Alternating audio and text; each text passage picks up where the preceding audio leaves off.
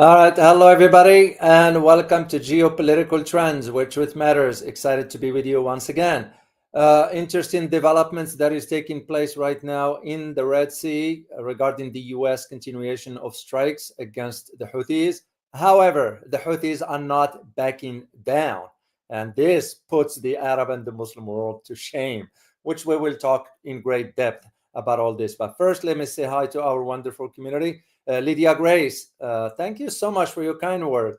Dr. O, much appreciate your podcast. Perhaps you might give us a short synopsis on what's going on in Congo. Yeah, I'd be happy to do so.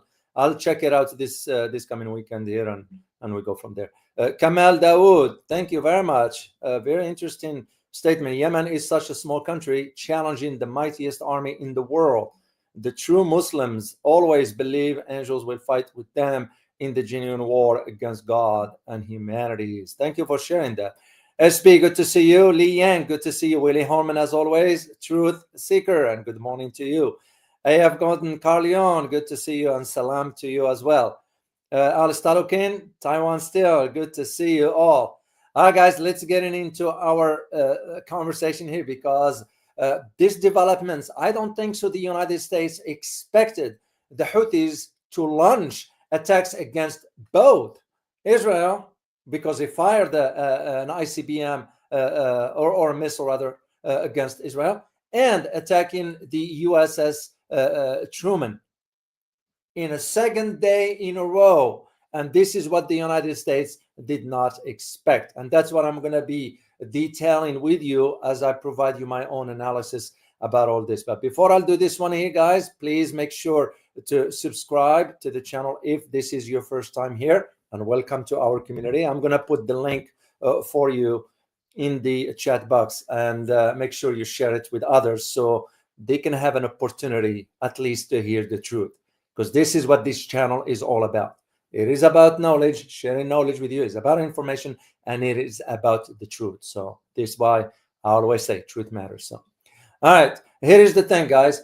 Now, the Houthis have launched an attack on Israel using ballistic missile.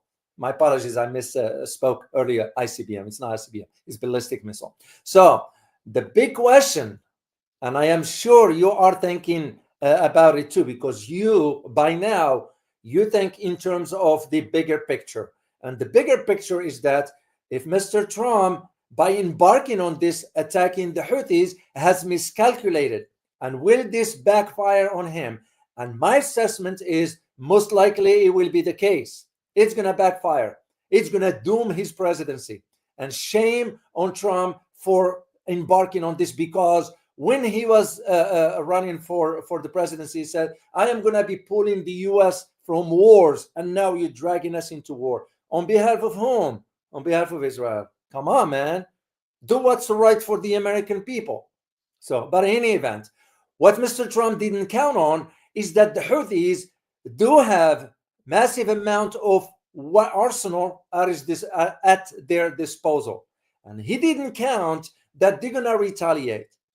And if he thinks that's going to intimidate the Houthis, he's mistaken. That gives me an idea right there about Mr. Trump not understanding the rugged terrain in Yemen.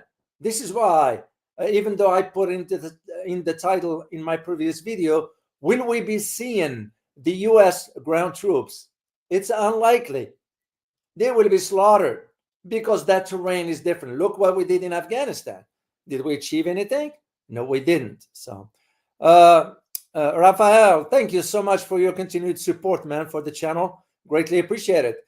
You wrote, Prophet have appreciate a prediction. Okay, I'm misreading the first words there. So the way France and England are behaving for the past 3 weeks, they are going to be removed from the UN Security Council. Very interesting point you brought up, and I am going to address the closed door meeting that took place at the UN Security Council between 4 countries: the US, the UK, France, and Germany. So I will be detailing this as I move forward in my analysis here. Once again, thank you, Raphael, for your kind support. I greatly appreciate you for that. So now, as I said, the big question we're going to have to ask now is this, meaning what President Trump is embarked on now. And of course, the Houthis is not going to be intimidated. And what the Israelis are doing in Gaza by now going full war in the Gaza again. In other words, no respect for ceasefire. And I did mention this before. I said, don't count on it. And here we are. Sad. It's very sad to what is going on in Gaza. And yet the pathetic Muslim leaders and Arab leaders are just watching from the sideline. What a, like I said, and again, for me, I give credit where credit is due, and I will criticize when criticism is warranted. Houthis have put now the entire Arab and Muslim world into shame. Give or take Iran. Iran is not an Arab. Iran is a Muslim country. It's a Persian country. So it's a Muslim, but it's not an Arab. As far as Arabs and Muslim, shame on all those leaders. So, and this is where now the big question we're going to be asking is this a prelude now to a wider confrontation? In other words, is Donald Trump doing the bidding for Israel regarding attacking Iran? That is the question we ought to think about as we move forward into this. Well, as you know, the Houthis have not backed down from this retaliation from or the attacks rather from the Americans, and they were like, no, we're not gonna get intimidated. We're gonna go ahead and attack the USS Truman. This is now the second day that they are attacking this. It won't matter. They don't, they are depending again what they're using, and they are not playing all their cards. I give credit, by the way, to Navy. That's their picture here. So the question, not the question, but rather, guys, you put this within the global context. The fact that the Houthis are challenging the mightiest military, the optics of it. And that is what I'm saying. And the Houthis, by the way, are not playing all their cards. They're going to go one step at a time. If the US escalates, the Houthis will escalate. So to me, when I heard and I listened to a statement by one of their, the equivalency of vice president for us, and when the journalist was asking him about this, and I'm going to share the clip with you and do the translation for you, since I speak Arabic language, I'll translate it for you. But he was spot on that saying, we're going to go step by step. If they escalate, we will escalate. Because what the US is saying, oh, we will not stop till the Houthis stops. Well, guess what? The Houthis are saying, if you want us to stop, the Israelis need to lift the blockade on Gaza. That's all they're asking for. But now, guess what, guys? Now the expansion of the blockades on all ships, including US warships, will not be in the Red Sea. Billions of dollars have been lost to the global economy because the Houthis stood their grounds. You all remember a few months ago, the Brits and the Americans and the Israelis were bombing Yemen and all that. But no ship was able to cross. Back then, the US used to cross the commercial one. Not anymore now. The Houthis have announced that it will be no American ship whatsoever. And any other ship that is related to Israel or is going to deliver whatever, it's going to be targeted. And yet, we couldn't lift the blockade despite our hardware and military and all that stuff. And that tells you the story right there, the optics of it. So the fact that the Houthis are retaliating 48 hours right after they were attacked, and yet the US couldn't stop it. So this is what I'm coming to realize, that I think Mr. Trump, he was pushed. Trump doesn't know. Trump is a showman. Trump has no clue about geopolitics or global affairs whatsoever. Whomever is advising him, they, of course, wanted to have a war in the Middle East. But again, tie it to the big picture. And the big picture is, remember, between 40 and 60 billion dollars a year for the military-industrial complex, that it has to be given to them by the US government, funneled through the conflicts. That's what I meant. So now the Houthis have demonstrated to the Americans, because they retaliated on the aircraft carrier 48 hours after the US strikes which killed about 53 and injured 98 the second time around. So when Mr. Trump is going on warning Iran to be held responsible for Houthis, how stupid a president can be.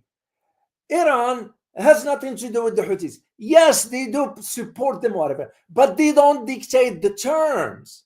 It's the Houthis' decision, because Yemen is a sovereign state. So, Mr. Trump, try to get this into your head, man. Stop listening to whomever, because we are going to be dragged into yet another major conflict in West Asia. And this time around, it ain't going to be easy if you go ahead and attack Iran. And that is where I see where this conversation is moving forward. Let's take a listen here, guys. And I'm going to, as I said, I will translate for you. I'll block it, stop it while I'm making the translation quickly. There were some key points that I need you to understand. Take a listen, please. انضم الينا الان مباشره السيد من صنعاء السيد نصر الدين عامر نائب رئيس الهيئه الاعلاميه لجماعه انصار الله الحوثيين. احييك سيد عامر على الجزيره مباشر. حقيقه دعني ابدا معك بالناحيه المعلومات. هل تم استهداف اي من قيادات الحوثي اثناء الضربات الامريكيه عليكم بالامس واليوم ام لا؟ Okay. His first question was, let me just start with some regarding some intelligent information. Did the raids from the Americans targeted your leadership? That was the first question. And the broadcasters was asking yes or no. And listen to the answer from the spokesperson of the Houthis. There is a delay because of the distance, guys. بسم الله الرحمن الرحيم. في البداية تحية لك وللسادة المشاهدين. أنا لا أستطيع أن أعلن عن أي معلومات من هذا النوع لا سلبا ولا إيجابا. نحن في معركة وكل شيء في هذه المعركة وارد، ولكن نحن أعلنا عدد محدد من الشهداء، وشاهدتم في التصوير أطفال ونساء. تم استهداف أعيان مدنية وبيوت وحارات في صنعاء وفي غيرها، وما زالت الإحصائيات قد تذهب. ما زالت المعركة. So what he's saying is basically, I can't confirm or deny, which is the right answer. And his reason why? Because we are at war. And that's usually a smart move. You're not going to disclose whether you targeted or not. What he disclosed is that most of the targeting locations were where civilians were. Now, when you target civilians, that's a different ballgame. That's exactly what Israel is doing in Gaza, basically, and some other parts. As a matter of fact, Israel now went ahead and attacked Syria and Lebanon at the same time. You can just see where this is going. And of course, Donald Trump is doing the bidding for the Israel, dragging us to a war, man. No. Let's continue listening here. أنا طبعا أنا متفهم لما تقول، لكن هل تم استهداف منازل الإسرائيلية سكنين والتي لا يمكن أن تكون حتى منشآت عسكرية أو ما إلى ذلك، في أحياء سكنية قديمة أو ما إلى ذلك؟ ستستمرون في إسناد غزة وفي عودة قطع الملاحة البحرية خصوصا على السفن الإسرائيلية أو الذاهبة للاحتلال الإسرائيلي، أم ستتراجعون بعد الضربة الأمريكية؟ This is a key question. Basically, and I'm summarizing here, guys, Basically, the question was, are you going to now back down after the U.S. strikes, or you're going to be still targeting the navigation in the Red Sea, in other words, blocking the ships that's going to Israel, and targeting Israel because Israel now it's targeting back Gaza? That was the key question. Take a listen at the answer.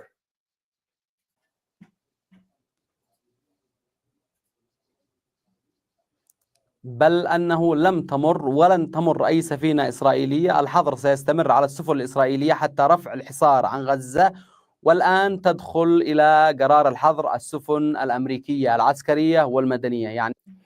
This is very important, guys, to understand. What he's saying is, no, the blockade will remain, and now we are extending this blockade on ships.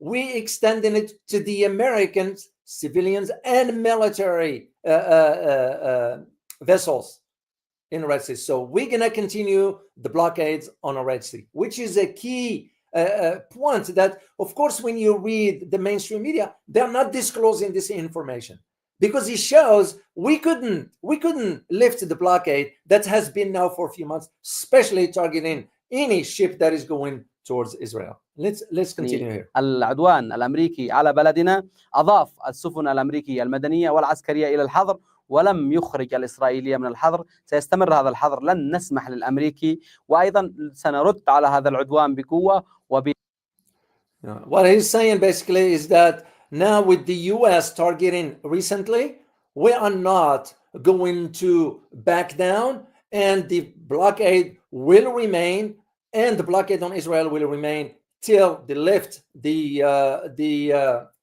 allow the aid, humanitarian aid into Gaza. Because here is the thing, guys, what you need to understand, and once again, to me, I'm talking from a perspective of a human being looking for the welfare of another human being, because here is the sad reality. That could be me, that could be you, in that situation where you are not even allowed to have access to water, when you are not allowed to have access to food, let alone this is in a month of Ramadan. If you know anything about the Arab culture and Muslim culture, whatever, the month of Ramadan is very, very special. So, and yet, did any, let me, because let's be fair, did any Western nation condemn what Israel did regarding the starvation policy that they are embarking on? Come on, the Houthis are the only ones standing. Once again, shame on those Arab and Muslim countries. So let's continue here, guys. بحجم يعني متوازي، وإذا ما عاد أيضا للتصعيد أكثر هناك خيارات أخرى للتصعيد، كما أعلن السيد عبد الملك قبل قليل أنه سيكون هناك أيضا خيارات أخرى للتصعيد أكثر إذا ما كان هناك أي تصعيد أكثر. أما بالنسبة للإسرائيلي فالقرار ما أخذ، يعني أخذ وتم، ولن يرفع هذا الحصار حتى يرفع الحصار عن قطاع غزة وتدخل إليه وفق الاتفاق الذي وقع عليه الإسرائيلي ويعني ضمنه الأمريكي، وذهبوا لنقضي هذا الاتفاق. فليدخلوا المساعدات، لا حل إلا بإدخال المساعدات، وإلا فسنستمر دون توقف وبوتيرة متصاعدة ونتجه إلى التصعيد لا إلى التراجع. Very interesting what he's saying. What he's saying basically is the escalation is going to keep going. That's exactly what Abd al-Malik al-Houthi. Abd al-Malik al-Houthi is the head of the Houthi group. So, and he's the son, his dad used to be in charge. They are inside. I remember the map I shared with you. So basically what he's saying is we have our own methods of escalating. We will escalate. But regarding the tensions with Israel, it will remain.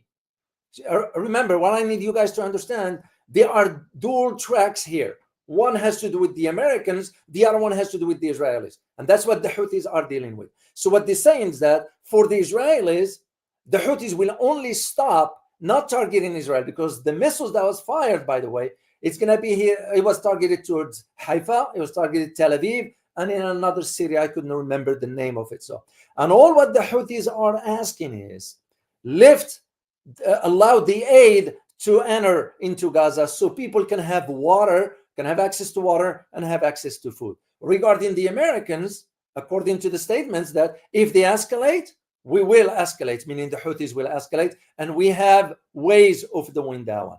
One thing is sure, according to what the spokesperson said, is we are not backing down. So let's continue here quickly. هل ستستهدفون كما فعلتم سابقا بعض مدن الاحتلال الإسرائيلي أم لا؟ This is a key question, and his question was, are you going to be targeting some cities inside Israel or not? That was the question that was asked.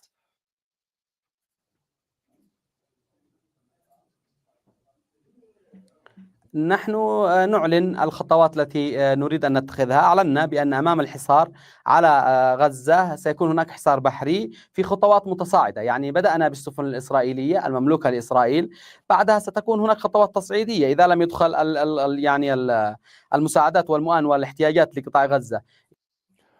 Once again, he is reinforcing that point that it will be escalations. First he was targeting only the ships related to Israel. Now it's going to expand as long as Israel does not allow aid into. Once they lift that blockade for allowing aid into Gaza, we will reconsider. But as far as the escalation, we are going to continue that one. إذا يعني جاء هناك تصعيد إسرائيلي أو ما إلى ذلك سيكون هناك. إذا عاد العدوان على غزة بكل تأكيد ستعود المدن الفلسطينية المحتلة وفي مقدمتها يافا المحتلة تل أبيب أو ما يسمونها تل أبيب ستعود إلى He's saying now, as long as the Israelis now, if they return to Gaza with targeting, we're going to return or resume our attacks of cities like Haifa or cities like Tel Aviv and some other locations within Israel. This is very bad. Why is bad for Israelis? Because now you got the majority of the people inside Israel started to really voice the concern about, is it even safe to be here anymore? That's why you're seeing a lot of Israelis leaving Israel. Let alone there is one other major issue that's going on inside the Israeli government, and this has to do with Netanyahu. The reason why Netanyahu is escalating the war, because he wants to stay in power. That's one objective. But the second issue, that is main one, has to do with the Shabak, which is the Internal Security Service. That now Netanyahu and the head of the Shabak, they are butting head because Netanyahu went ahead and replaced him. The other guy, the head of the former head of the Shabak, has a lot of damning information on Israel. This is why there is the possibility, and I say this with a big question mark, there is possibility that Israel might descend into a civil war.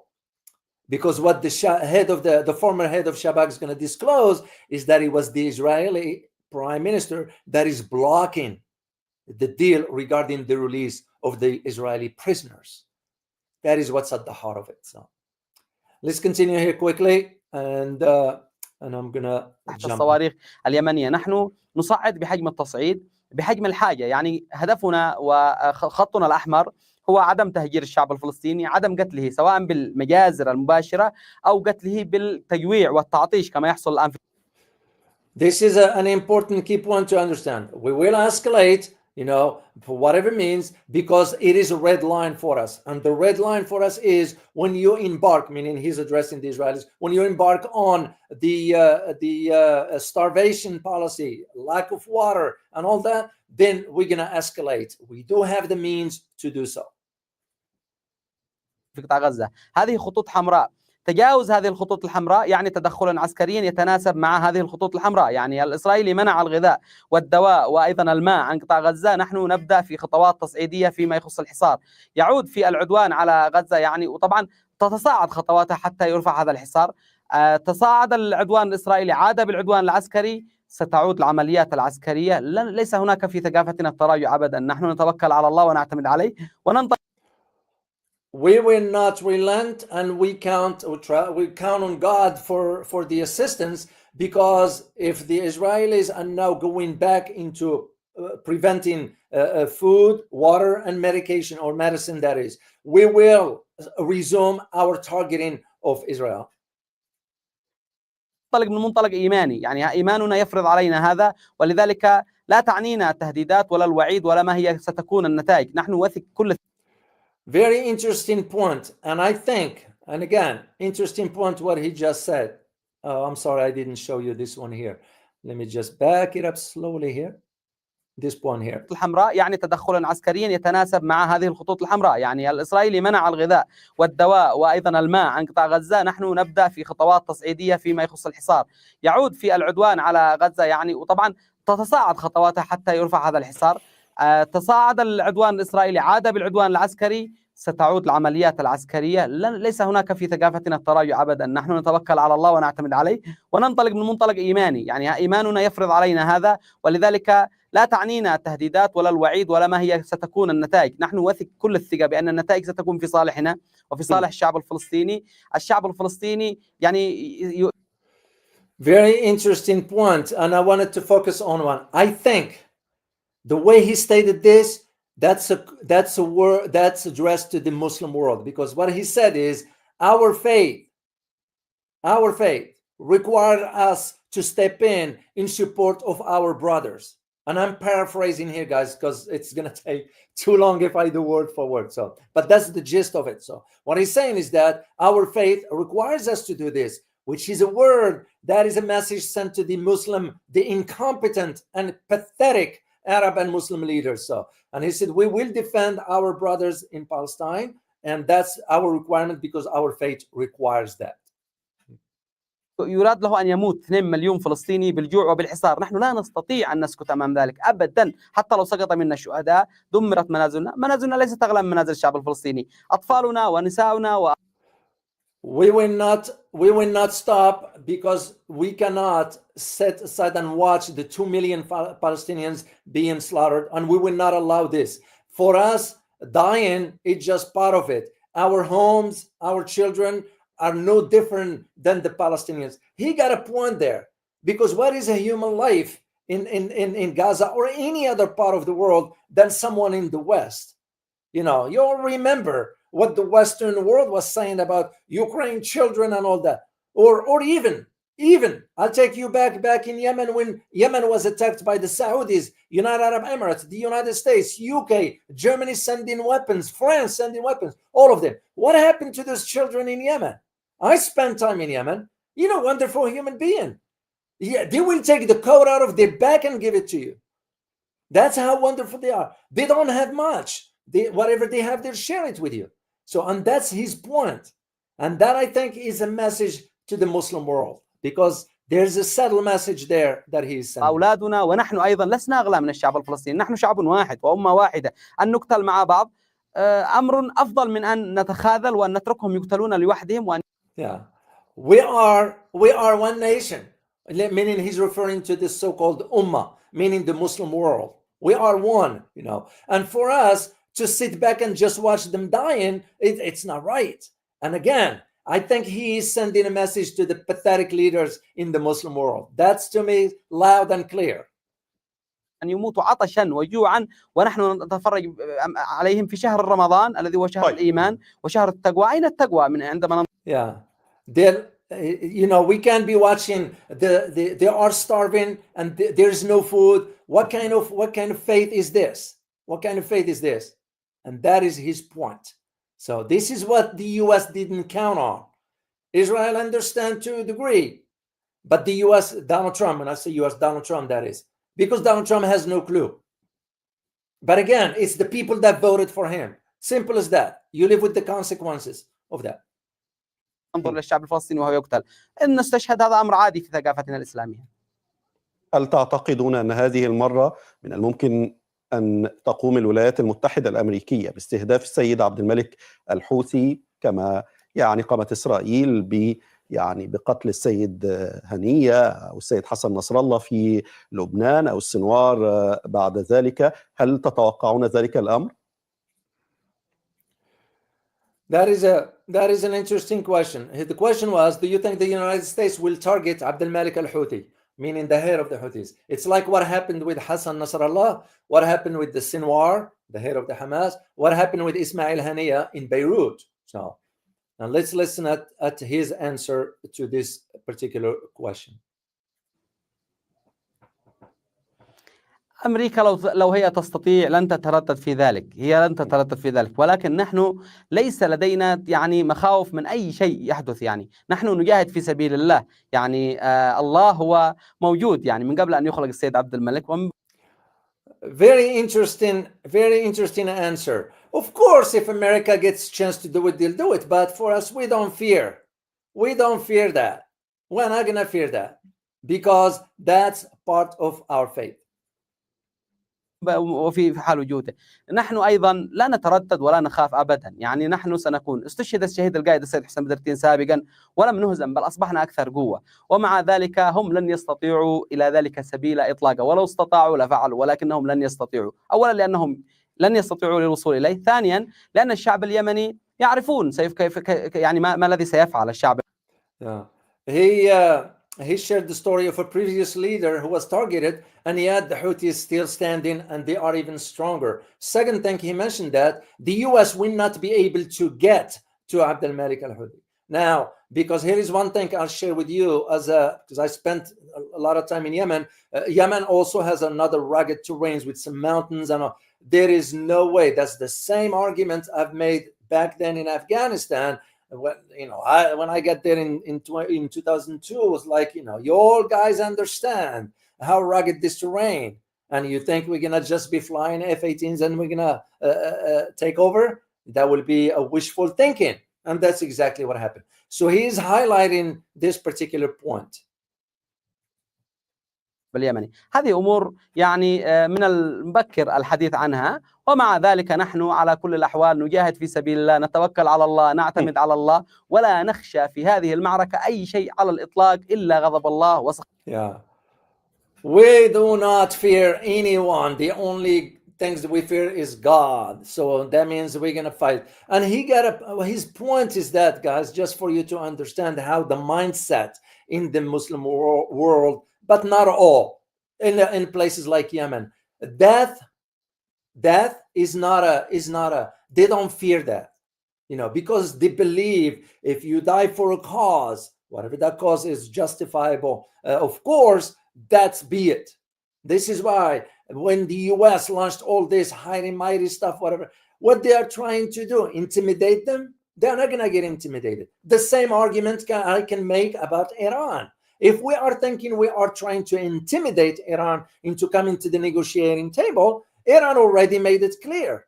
We will not sit down at negotiating table under pressure, no matter what the cost is. Of course, they're going to have to be strategic into moving forward into this direction. All right, let's continue here. خطي فقط. طيب اليوم استهدفتم حاملات الطائرات الأمريكية هالة ترومان، لكن لم تتحدثوا هل ألحقتم بها أي أذى؟ لأن أمريكا أو القوات الأمريكية قالت أنها أسقطت على ما يبدو كل الطائرات المسيرة أو الصواريخ التي أطلقتموها على حاملات الطائرات، فهل لديك معلومة في هذا السياق؟ His question was, you launched an attack on USS Harry Truman. Did you target it? Did you hit it? Because there was an announcement by the Americans that they have shut down all the missiles or the marches and all that stuff. And that was his question, what he asked. So let's listen to the vice president's response. Or I'm sorry. He's the vice president for the information department.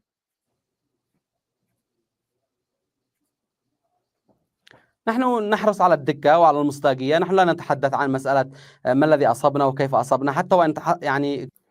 Very interesting word. We focus on specificity and we focus on credibility. Those are two key words. The guy is not talking on the top of his head. Those words are measured, which means what? That means do you know that even if the USS Harry Truman is attacked, the Americans will deny that. Well, of course they will deny it, because that will look bad. But you all remember a few months ago when the order came from the Pentagon asking the USS Harry Truman to move out of the Red Sea. And what did the Pentagon say? Because I read the press release of the Pentagon regarding that issue. You know what it said? It says because it's due for maintenance. I kind of, we know how the US government works. كان لدينا معلومات نتحفظ عليها مثلا، ولكن على كل الأحوال مجرد استهداف القطع البحرية الأمريكية هي رسالة للأمريكا أننا لا نخشاه ولا نخاف. Oh, that is a good point. He said, of course, if we have information, we will retain it. And this is the smart strategy. They are not going to play all their cards, But he also added that this is a message to the Americans that we do not fear them. And as I said earlier, the fact that they are launching attacks against USS Harry Truman, it's enough. The message in itself. Yeah, the US is going to bomb and all that stuff. But again, what are you going to bomb in? You bomb in the civilian sectors where the defenseless people are living. So where is the rule of engagement? Where is the observation of international law? We claim to be upholding the law, and yes, we are not following it. So you can't be this double standard And that's exactly what he is exposing. من هو الذي في العالم اليوم يجرؤ على أن يطلق طلقة الاتجاه الأمريكي فقط؟ نحن نطلق الصواريخ باتجاه الأمريكي لأنه ضرب بلادنا، نستهدفه، نمنع سفنه. Very, very interesting point. He said, tell me who is in the world can fire a shot at the Americans? Nobody. But we are firing missiles at the Americans. And again, because we do not fear the Americans. Very, very strong words. من العبور في الممرات البحرية في باب المندب وفي البحر الأحمر وبحر العرب وخليج عدن، لأنه اعتدى على بلدنا، وأيضا لأنه يساند الشعب، يساند الكيان العدو الإسرائيلي، ونحن نساند الشعب الفلسطيني. فيعني نحن نضربه ونكون. He said, it doesn't matter where, Bab el-Mandeb or the Gulf of Aden or Red Sea, we will target it because the US is supporting the aggression of Israel and we are supporting the people of Gaza. Did you notice the word? He didn't say we, the Muslims. He said we, meaning the Yemenis. And once again, that is a distinction and a message to the pathetic Arab and Muslim leaders. That is very, very, very specific. أكثر يعني حصافة في إعلان هذه النتائج، لا نذهب إلى إعلان أمور لا نستطيع أن نبرهن عليها بالأدلة المصورة، وأيضا ليس كل ما يعني نعلمه نعلنه. يعني Of course, he's saying we can't just declare stuff that if we don't have evidence through pictures and so forth. But again, this kind of issues, it's no important to us. The fact, and he got a point there. The fact is the message. The fact that someone is firing at an American aircraft carrier. Like I always say, guys, in international relations, context matters. Just the context, the headlines with the picture that shows a missile being launched from somewhere attacking the USS. But tell me if there was any picture in the Western world showing if the US did shut down all those missiles and drones and all that stuff, where are the pictures? At least the Americans claiming that. نحن نعلن ما يجب أن يعلن فقط. طيب اسمح لي، لأن من الممكن أن يكون هناك وجهة نظر أخرى. يقول أن ما يقوم به الحوثي اليوم هو يعرض اليمن وحياة المدنيين اليمنيين للخطر، لأن أمريكا ردودها كما رأيناها قاسية للغاية وتوقع مدنيين، وبالتالي يقول ليس من المنطق، لن تستطيعوا أن تأذوا أمريكا إيذاء حقيقيا ولا أن تلحقوا بها أي ضرر، وفي المقابل من سيتضرر هو المواطن والمدني اليمني. كيف ترد على هذا الطرح؟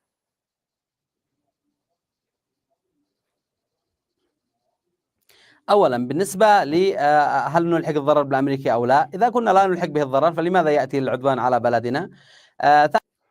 Very interesting point. What he's saying is there are other perspectives that's saying what you are doing is you are now exposing sort of the Yemenis to destructions and so forth.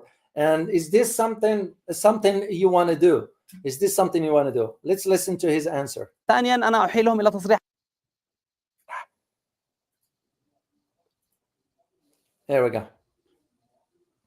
أولا بالنسبة لي هل نلحق الضرر بالأمريكي أو لا؟ إذا كنا لا نلحق به الضرر فلماذا يأتي العدوان على بلدنا؟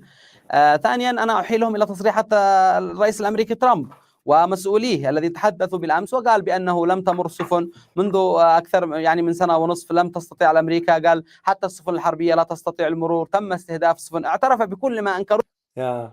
What he's saying is that even the American presidents have confirmed that no ships has crossed in the last year, and even the American naval assets have been targeted by the Houthis. خلال السنة والنصف العام الماضي اعترف به الرئيس الأمريكي. هذا شيء. الشيء الثاني عندما يقال بأننا نعرض الشعب اليمني للخطر، الشعب اليمني هذا خياره، هو يريد. الشعب اليمني لو تستفتي الشعب اليمني من أول يمني إلى آخر يمني تقول له هل تريد أن تخذل غزة؟ سيقول لك لا. هل أنت راض عن هذه العمليات؟ سيقول لك نعم نحن نريد هذه العمليات، بل أن As far what he's saying is, as far as the Yemeni people, if you ask them all, they said, are you okay with what we're doing? They're going to say yes. So, and as a matter of fact, there were massive demonstrations inside Yemen. So once again, it's not been demonstrations in support of what the Houthis are doing, and of course against the blockade for Gaza during the month of الدول العربية والإسلامية وشعوب العالم العربي والإسلامي لو قيل لهم هل تريدوا من جيوشكم ودولكم أن تذهب لتساند غزة سيقولوا نعم نريد أن. Now, this is an interesting point. What he's saying, if you ask the Arabs and the Muslim world, Do you want to send your troops to support? They most likely say yes. And I am kind of confused here when he said that one, knowing that the Arabs are useless. They were not. The only time that was, it was way back in the war 1967. So. فنحن نمثل إرادة الشعب اليمني. الشعب اليمني يخرج إلى الشوارع بالملايين، وغدا سيخرج إلى الشارع بالملايين، يساند فلسطين، يقف مع فلسطين، يساند هذه العمليات العسكرية، يرغب فيها، يريد أن يذهب ويقاتل في فلسطين، يعني ليس فقط يرضى عن العمليات، بل هي تمثله وهي رغبته. بل أبلغ من ذلك أنه يرى بأنه إذا كنا نستطيع أن نقوم بعمليات أكبر وأقوى من هذه فإنه يريد ذلك، فلا يمكن أن نفصل عن هذا. So basically, I was saying the Yemeni people, which by the way, they're going to descend for major demonstrations and so forth, they are supporting what we're doing. And if you ask them if they want to go fight in Gaza, they will agree to that. So basically, the Yemeni people support what the Houthis are doing. ثم ما الذي يقدم التضحيات؟ يقدمون، هم يقولوا لأمريكا أنهم يستهدفوننا، نحن تستهدفنا أمريكا، نحن مستعدون أن نضحي بأنفسنا ودمائنا في سبيل الله ونصرة للشعب الفلسطيني، ليس لدينا مشكلة. لماذا البعض يدعي الحرص على دمائنا أكثر من أنفسنا؟ Yeah, once again, he goes back to his earlier points. We are ready and willing to sacrifice ourselves because our blood is no different than the Palestinian or no better than the Palestinians. Once again, this is a message for the pathetic Muslim and Arab leaders. You all know, and I'm going to be sharing some stuff as I move forward into the analysis. هم ليسوا احنا بأنفسنا منها. هل تنسقون مع أي قوى إقليمية فيما يخص هذه الضربات على سواء كانت على إسرائيل أو قطع الملاحة البحرية أو على السفن الأمريكية؟ هل تنسقون مع أي أحد قبل أن تقوموا بمثل هذه العمليات سيد عامر أم لا؟ Very interesting question. And the question was, are you coordinating with any regional power in the region regarding either the attacking the Israelis or the American ships? So let's listen to his response. في الأمور التي تحتاج إلى تنسيق مثلا فيما يخص غزة نحن ننسق مع المقاومة الفلسطينية نعم. So he said there are certain issues that requires coordination. For example, we are coordinating with the Palestinian resistance. So regarding Gaza, that's where he went into that first. نساندهم عندما يحتاجوا إلى المساندة إلى تصعيد يتناسب مع المفاوضات نعم نقوم بذلك. بقية الجهات نحن نشترك نحن وهم في المسؤولية، وهذه مسؤولية علينا جميعا، على الجميع دون استثناء أن يناصروا الشعب الفلسطيني، فمن يقف مع الشعب. So for us, we're looking at this as a responsibility. We coordinate with them, meaning the Palestinian resistance, that is, because it's a responsibility, and that is the responsibility of everybody. Once again, that's the message to the Muslim world, and that's if you call yourself a Muslim, an Arab, and care for the Palestinian cause, here is your opportunity. الشعب الفلسطيني نعتبره شريك لنا ونعتبره يعني سند لنا وأخ لنا، لكن هل هم يشاركوننا في القرار؟ نحن نقرر من ذات أنفسنا. But as far as the decisions regarding whatever we do, no, we do it ourselves. نذهب إلى التصعيد عندما نرى هناك خطوط حمراء، عندما نرى بأن هناك 2 مليون أكثر من 2 مليون فلسطيني يراد لهم أن يقتلوا عطشا وجوعا، هنا خط أحمر نتخذ القرار. Once again, when we see a red line crossed, like for example, you have a 2.5 million people being targeted with hunger, targeted with lack of access to water, then we're gonna escalate or we're gonna escalate. Basically, that's what he's saying. لا نرجع إلى أحد، لا نأخذ القرار من أحد، لا Yeah, we don't ask anybody for green light. We don't coordinate this way. We don't request any decision from someone else. من أحد، وإنما نرى بأن هذا إلزام ديني يوجه به الله سبحانه وتعالى في القرآن بأنه إنما المؤمنون أخوة. It's because we are looking at this as a religious duty. And he stated the verse from the Quran that says the believers are the believers are like brothers. So basically, which makes sense because the Quran, it means a lot for the Arab and Muslim world, and that's where he coordinates his answers to make point regarding the entire Muslim world. ونرى بأن لدينا أخوة يراد لهم أن يقتلوا، فننفذ هذه العمليات دون أن نأخذ القرار من أحد أو نستأذن من أحد. لكن التنسيق عادي بين يعني فيما يحتاج إليه تنسيق، وأكثر تنسيق هو بيننا وبين المقاومة في فلسطين. هل تنسقون مع إيران؟ لأن الولايات المتحدة الأمريكية تقول أن ضرب الحوثيين في اليمن هو رسالة لإيران. Okay, this is another key point. And is this where geopolitics comes in? His question was poignant as to, are you coordinating with Iran? Because the American attack on Yemen is a message to Iran. Very interesting dynamics. And let's listen to his هل answer. تنسقون مع إيران في هذا السياق أخ عامر أم لا؟ It's like, are you coordinating with Iran in this aspect? And we're waiting for his answer. هل تسمعني يا أخ عامر؟ Actually, they lost. I remember. They lost here. I'm gonna move it forward because they went back and.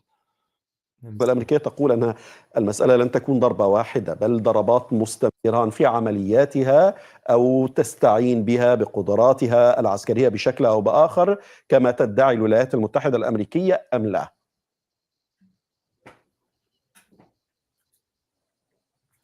نحن نقوم بهذه العمليات من منطلق ديني وإيماني وعروبي.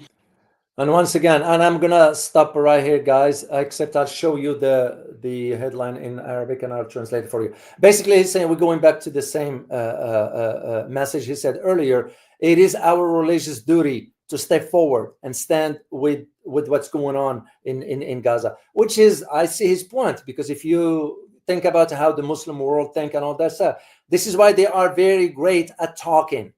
The Gulf states, I'll stretch it from Pakistan to Morocco and anything in between. What are they doing? They're just talking. It's because, tell me which Arab country, and I challenge whomever, tell me which other Arab country or Muslim country fired shot at the Americans. None, except the Houthis.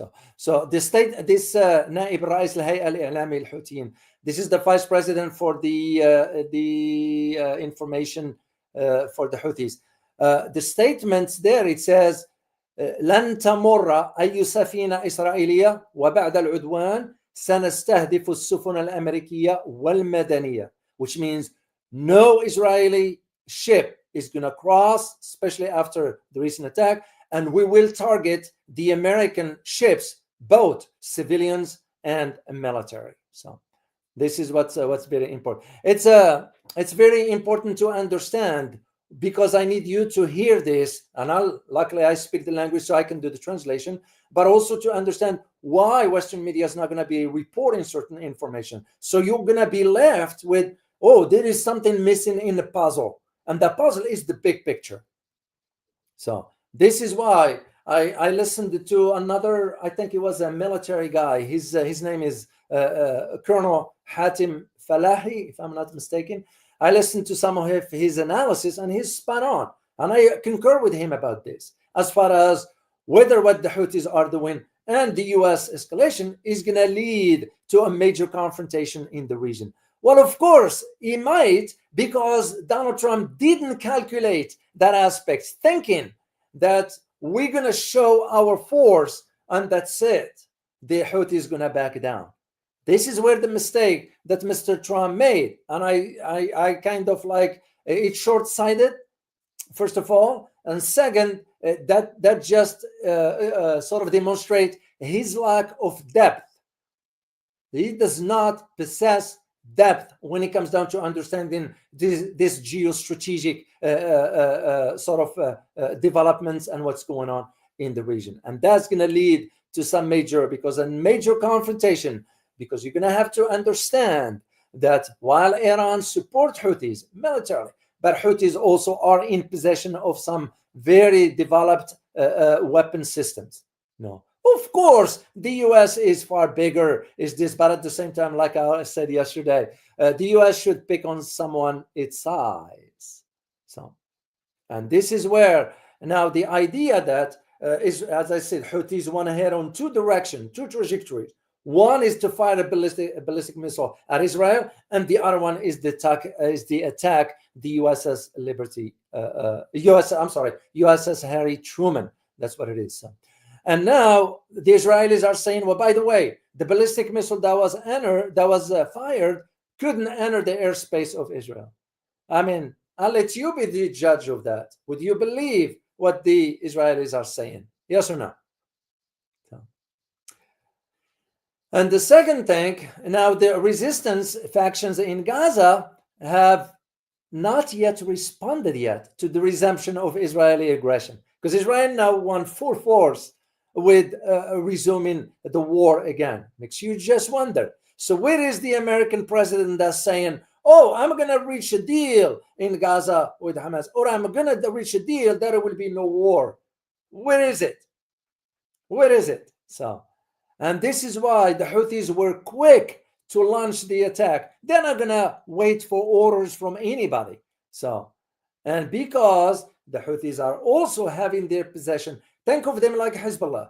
And Hezbollah had some major weapons at his disposal. There are those who are saying, well, Hezbollah is done for.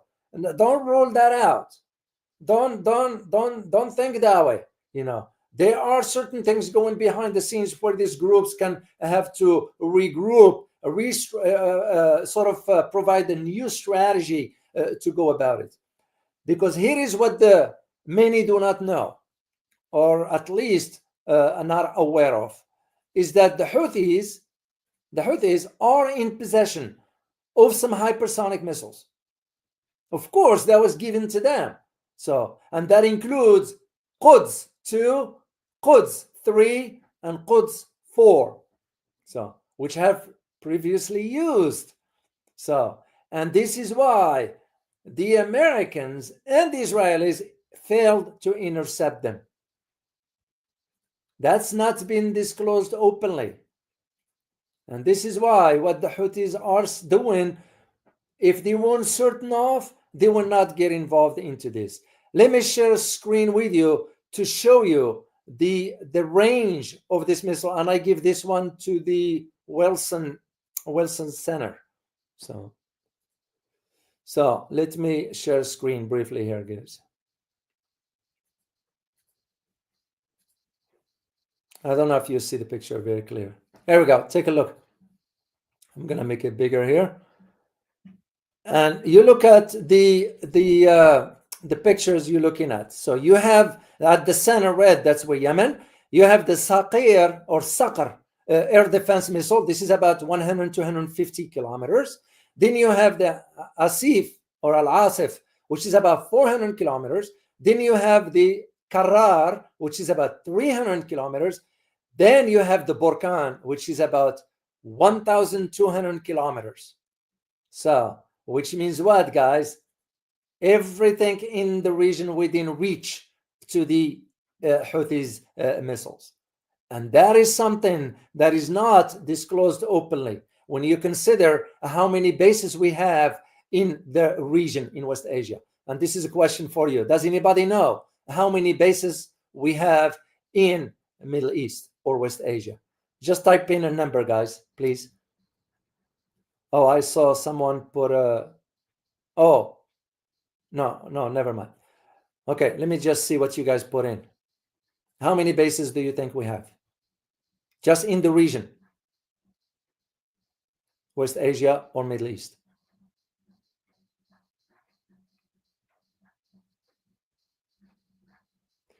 Current events, 7. F. Corleone, 400. No, that's too much. Truth Seeker, 100. Alan Ray, 200. Ahmed, 20. Theater of the Absurd, 40. You're closer. We have about 50, to be exact.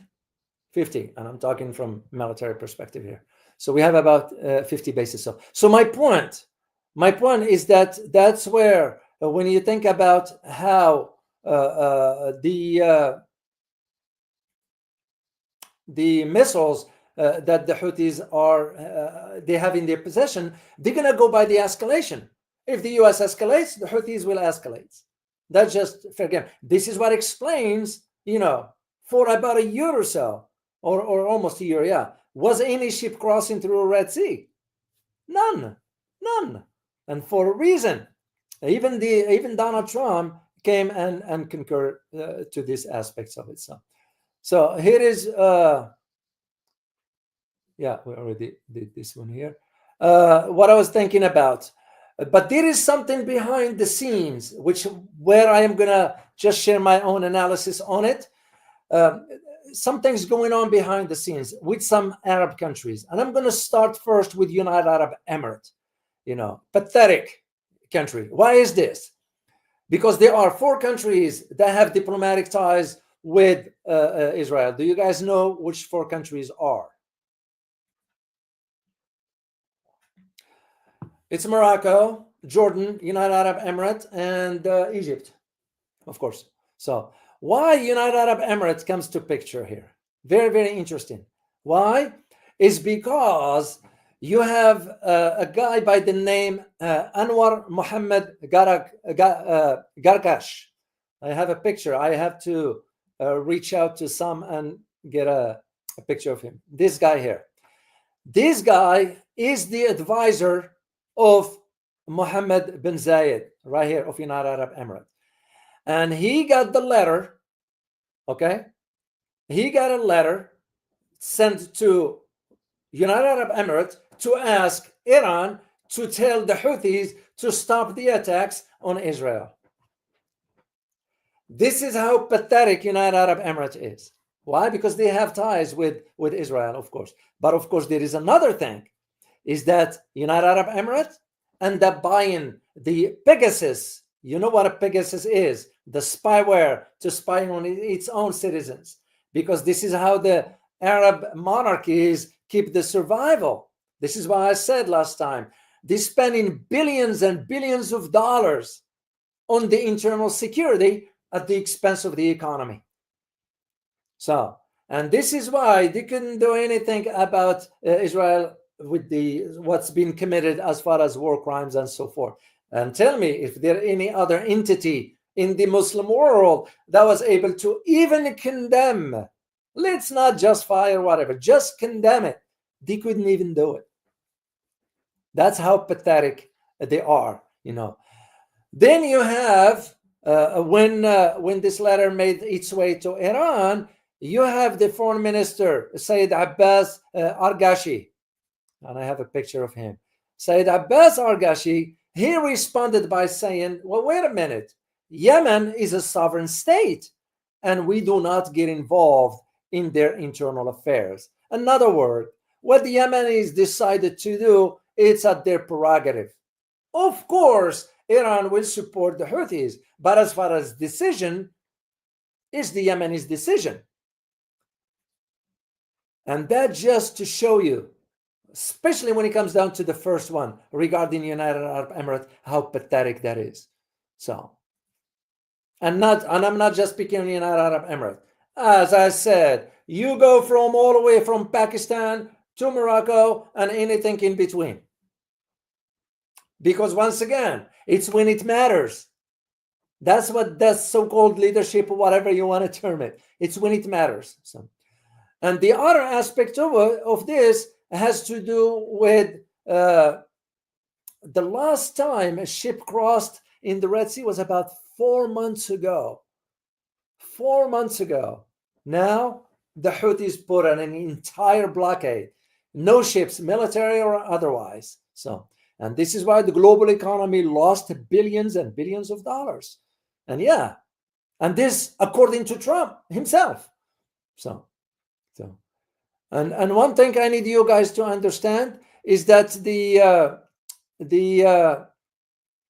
Houthis, most of the time they will launch their missiles at night, sort of almost the same way we do regarding some sorties. So let me share with you a clip here quickly, because most of the Navy pilots are trained here to do the sorties at night. That's what most of the operations are done at night. So just take a listen here.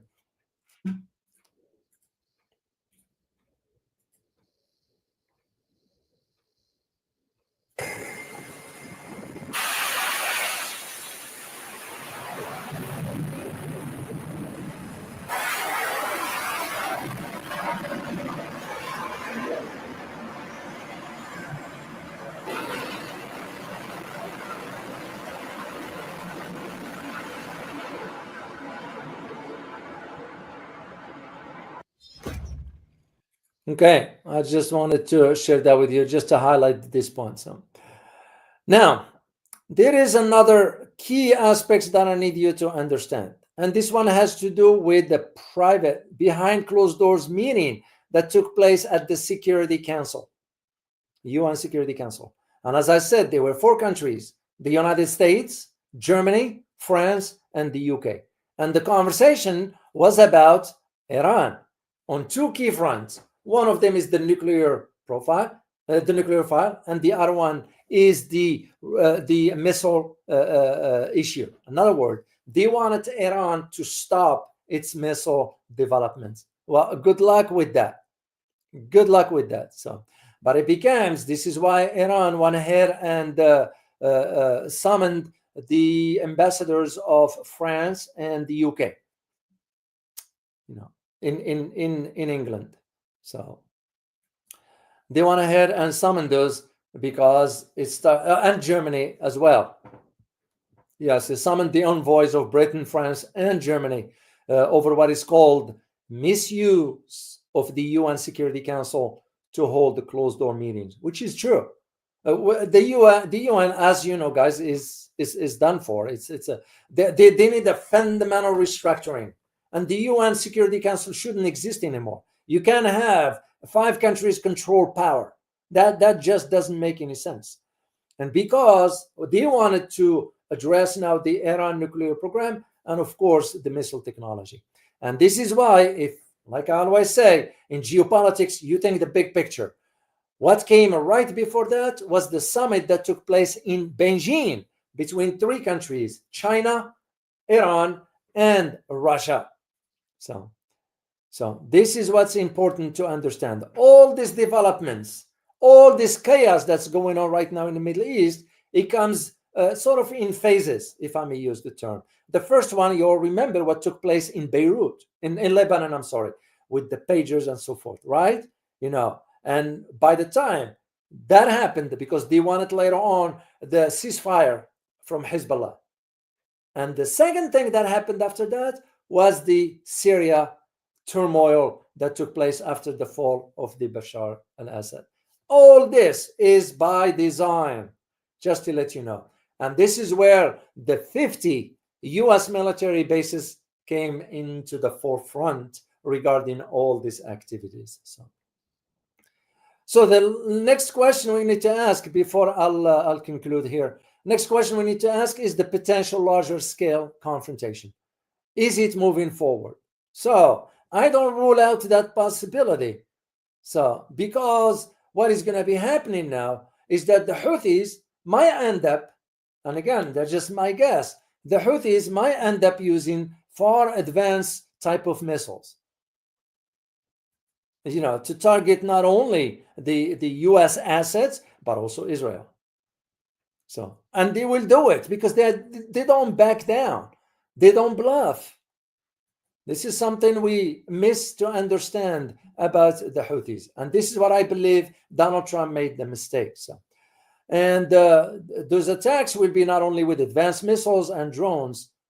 This is only, in my opinion, if the US keep striking Yemen. Why are you striking civilian locations anyway? So, but that doesn't make it right, of course. So, and of course, if the US does that, then Yemen reserves the right to respond under international law. Simple as that.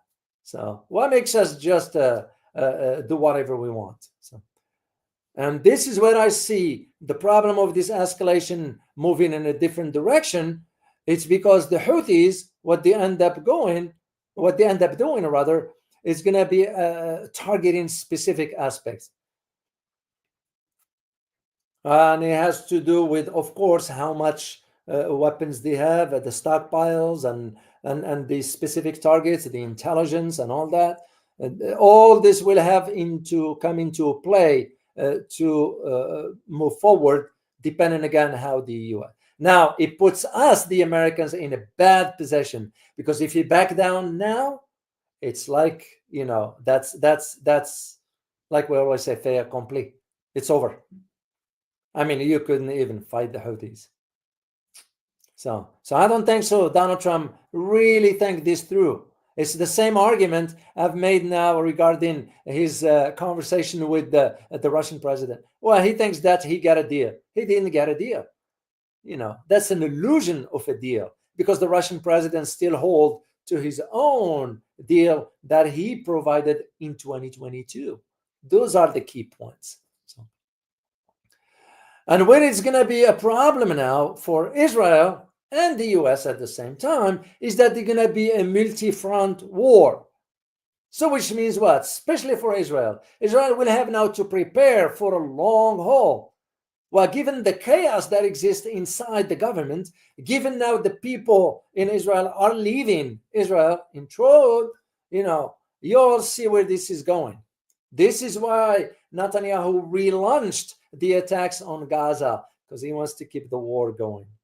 And where is the Arab world and the Muslim world? Nobody condemned anything. I think I heard Saudis said something, but are you going to trust what the Saudis are saying? I mean, I was aware of a private trip of Netanyahu to Israel, to Saudi Arabia a few years ago, quietly. Not just, it's just, and the like of Bahrain, Kuwait, Qatar, United Arab Emirates, Jordan, Egypt, like I said, between Pakistan and Morocco and everything in between. They just, really, Houthis exposed the hypocrisy of the Muslim world, Muslim leaders, that is. That's what it is.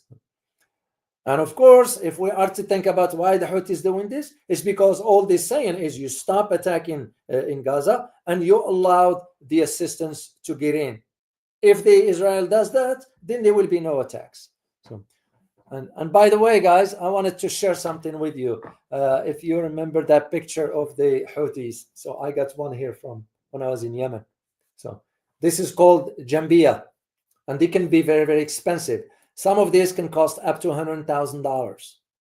So it's usually the higher you are in the ranks, the more special type of Jambia you will get. So I just wanted to share this with you while I have it here. So any idea?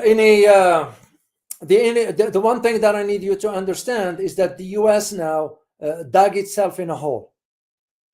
So, both of them now, the U.S. and Israel, they're going to be dealing with the outcome of what's going to be moving forward, because the Houthis will escalate. Mark my word. Because the Houthis already launched about 18 missiles. Yeah, 18 missiles at the U.S. carrier, Harry Truman. Of course, the West, and we're not going to disclose that here in the mainstream media, but, and again, this is not it's a regular information if you know where to find it. So it highlights to you where things are going. The question also we need to wonder about is how Iran is now looking at this and setting up its priorities regarding, in case of a strike by either Israel or the United States or both, what kind of a response it's going to have. So this is why, because first of all, there is now a problem for Israel. And you know where the problem is? The problem for Israel now, it will not have a break, if I may use the term, to recalibrate. It will not have a break, sort of to return and catch its breath, if I may use the term. Because now they're resuming this, but also have to now consider the Houthis front. So, because there is now, it was a survey inside Israel that says that majority wanted to continue implementing the ceasefire agreement. This is inside Israel. So just think about it. If once missiles start landing in cities, I don't think so the Israelis will stay. So, because anytime now, anything is, the sirens goes off, most Israelis run to shelters, and because they know what's coming. So, and that's exactly what happened when the Houthis launched their attacks. So the idea of a wild war in the Middle East the possibility is there, because we've always wanted a war. The power be in Washington always want a war against Iran, but it's not going to be pretty. So, because if that war happens, you're going to have the US military bases in those countries like United Arab Emirates, like Jordan, like Egypt, Qatar, Bahrain, Kuwait. All those bases will have to be that's where some of the attacks will be launched from. Yeah, aircraft, it could, but also the US will have to think twice about using an aircraft, especially now. Where are you going to use it from? If you go, let me share the map. If you look at the map, oh, not this one. I thought I had one. Oh, bummer. Yeah, right here. If you think, where are you going to launch it from? You're going to have to go Red Sea, right, to get closer. What do you think? Your Houthis will allow that? Even if you go into the Indian Ocean. So it depends how far. And if you do, you're going to have to use some very, very advanced. And what makes you think that the Houthis or Iran will not in possession of similar types of missiles? After all, Iran has tested, I believe, hypersonic, if I'm not mistaken. So no matter how you look at it, Donald Trump didn't calculate this strategically, thinking the intimidation is going to do it. Oh, we're just going to bomb them for 48 hours and they'll back down. It doesn't work that way. Will not work that way. It might work that way with some pathetic Arab countries, but not the Houthis. And that means that's how much we do not know about the idea. So suffice it to say, you need to understand the wider ramifications of a potential conflict in a region, especially with Iran is going to shut down the Strait of Hormuz, especially with oil production. Because remember, even till today, Iran's still sending about 2.5 million barrels of oil a day to China, despite whatever. So do you think China is going to just sit idle because its economic interests are at jeopardy? And it is my belief, and please correct me, guys, if I'm wrong, or if you have any other arguments that is different than mine, that China will step in to protect its interest. And actually, I'm going to ask you that question. In your opinion, should a war breaks out in the region, do you think China will step in to protect its interest? Yes or no? Let me just see in the chat box.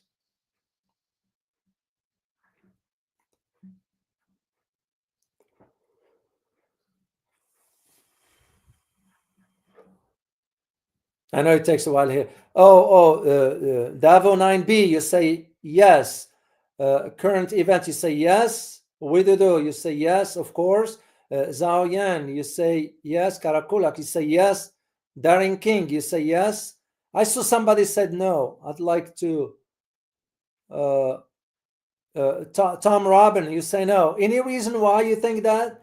Eddie, you say no. Any reason? I'm curious just to see what your logical arguments for that. Sarah Carroll, good to see you, Sarah, by the way.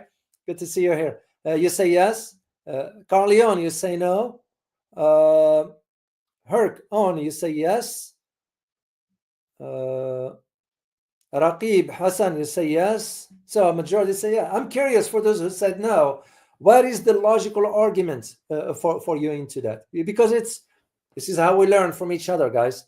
So that's how we learn. So, and then again, to me, I think about it in terms of interest, strategic interest, economic interest, of course, because where China is economically, it's not going to want to risk that. It took them a while to build towards that. So why will they allow? If they can step in, of course, they're not going to step in militarily speaking right away, because China will prefer that things are resolved diplomatically. So that is the way I see it. So then it becomes the issue, if this were to happen, will the United States inform both Russia and China regarding these aspects? So maybe not. I do not know. But again, I even heard something, and I am not sure yet. I need to confirm this for you guys, that the US attacked an Israeli ship by mistake. So I can't confirm this one yet. So, and I'm gonna find out. I'm gonna find out. I'll let you know. So this is where I see it going, moving forward. That's why I wanted to do these updates for you, and also highlight to you that there are countries behind the scenes, especially like United Arab Emirates, because they have diplomatic ties with Israel. That's why they are the intermediary between the US and Iran. But also because United Arab Emirates is concerned and scared of Iran. Because tell me, who is in the Middle East can challenge Iran? I can think of Turkey to a degree, but even Turkey, maybe not. So, but for the Gulf states, Saudi Arabia, Kuwait, Bahrain, Qatar, and United Arab Emirates, those all depends on the Americans for their survival. It was never about, yeah, that's why they give the stipends to their citizens and all that stuff. Keep them quiet. Keep them quiet. This is exactly what the Syrian guy did. The head choppers guy, Julani, did. You know, give the military and the security a stipend, a monthly stipend, whatever. You know, what about the rest of society? And again, this is nothing new, guys. The most Arab countries, that's what they do. So, all right, that's all I have to share with you guys. I'm gonna keep you updated on this stuff as I move forward, and if I'll see if there's any question from you. No, it was only from Raphael. Once again, Raphael, thank you so much for your kind support. Really appreciate you. If you guys want to support the channel, I will be paying you. Thank you again for your support here. It's a member. Peng Yu has been a member for a long time. So thank you for that. And you are right in that statement. So I'm not going to read it, but you are right. You know, shame on, you know, Trump is for Trump. That's why I didn't vote. I'm done voting. I am done voting here. That's it. No more. So anyway, guys, for those who wants to support the channel, I will greatly appreciate it. Here is the link if you want to support the channel. And thank you. Somebody just bought me 3 cups of coffees. Thank you so much for your support for that. And to those who wants to support my upcoming Asia trip, here it is. And I am going to be going to Asia in the end of the summer. So that's so far the time frame. We'll see between now and June where things are and go from there. So once again, hit the like button. I would greatly appreciate it. And please share the channel with others. As always, remember, geopolitics impacts your daily life in more ways than one. Till next time, guys. Bye-bye.